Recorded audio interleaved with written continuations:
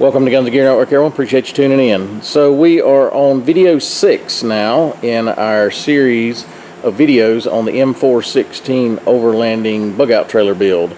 And I've made a little more progress, and I'm going to try showing you the lighting it and the best in here. But I have now got a good base coat down for the inside of the bed using that same DupliColor Bedliner, and I've got some touch up and some things to do and some fill in, so it's going to take me a little bit. You have to do this in stages. And then I wanted to show you the side, so it's going to be hard to see in this light and this camera. I'm going to try picking this up. If you look, I used what's called the Hammered paint. I'll show you that jar here in a minute. But it gives it just a nice little texture and takes away some imperfections. I didn't go and get it just perfectly smooth, and I didn't want to go through that much effort with it. It's not a showpiece, it's just a utility type trailer that's going to be used. This is what I used, Rustoleum Hammered, and it's in silver. And then I used a can of the spray, if I can find it in all this stuff. Let's see what I did with it. So I used a can of spray, Hammered, and this right here is to blend and to get into tight areas that this is going to be hard to get in. And what I did is I used the roller method. So I just used a small foam roller. If you look here, that's my setup. I just bought 4 or 5 of these sponges, and I bought 4 or 5 of these trays so I can just start fresh every time I need it. But that's the paint I used on the sides, and I'm going to finish this off. You'll see this unfinished rail, so I wanted to paint this first, then I'm going to tape all this off, and then I'm going to go back with the bedliner material and paint all this black. But I wanted to tape all this and protect it, and then I got to paint the top and the bottom, or the front and the rear of the trailer. But again, there's the bottom and in here for the bed.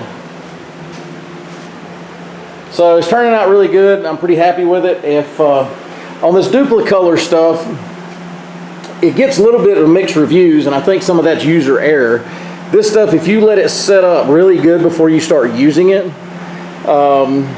you should be able to last longer with it as far as durability.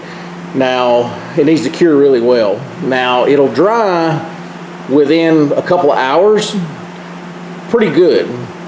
So I made some mistakes in mine, because for whatever reason, whenever you have a empty space like that, it creates paint dust that'll collect in certain areas for some reason, and it starts getting clumpy looking.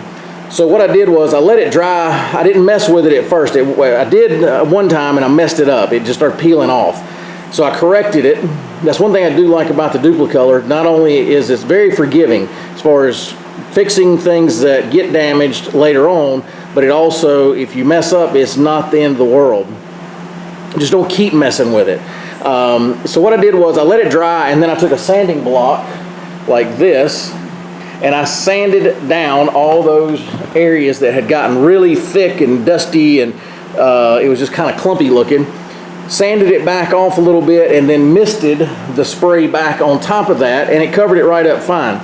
So it's just a little trial and error. You have to play with it at different distances spraying it, because the further away, the grittier it gets, but it's harder to cover that area, and so you have to do multiple coverage swipes with it. So one thing I did on the bottom is I put a base coat of black down, just regular black, good quality black spray paint.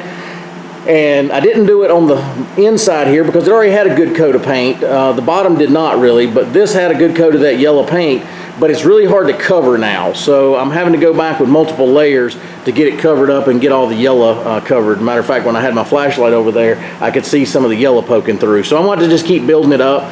It's no big deal. I've used probably 8 cans so far.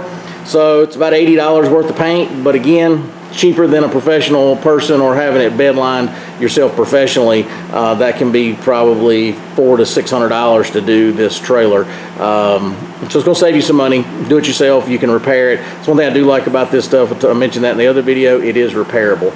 But anyway, guys, appreciate you tuning in. Just want to give you a update on where we're at.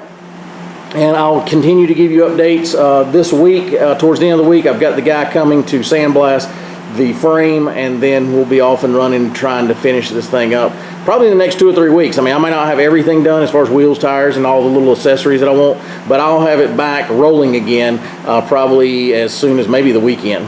So anyway, I appreciate you tuning in. If you got any questions, post those below. If you like our videos, give us a thumbs up down there. Also, the subscribe button. If you're not a subscriber, hit the subscribe button. Hit the bell out beside of it. Give you notifications when we produce new videos and release them. As always, guys, like, share, and subscribe. Bring another video shortly. Have a great day.